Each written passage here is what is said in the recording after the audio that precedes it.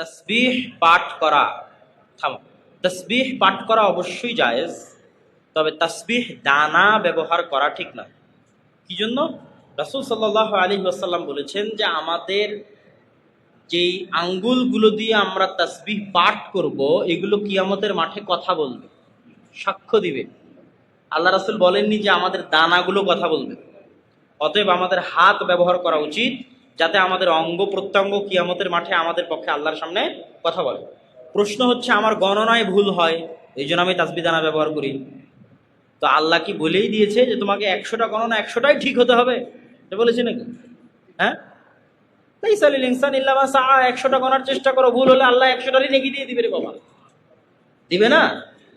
আপনি গণলেন হবে, গণতে গণতে 90টা হয়েছে, কিন্তু আপনি মনে করছেন 100টা। আল্লাহ আপনাকে কয়টার নেকি দিবে? কয়টার নেকি দিবে? জোরে বলেন না যে, আরো জোরে বলেন, কয়টার নেকি দিবে? 100টার নেকি দিবে। আল্লাহর দয়ার ভান্ডার কি কমে গেছে? হ্যাঁ, মানুষের নিয়তের উপর নেকি, মানুষের চেষ্টার উপর নেকি। আল্লাহ জানে মানুষ নিপুণ ভাবে কাজ করতে পারবে না, অতএব আপনাকে অত নিপুণ হওয়ার দরকার নাই।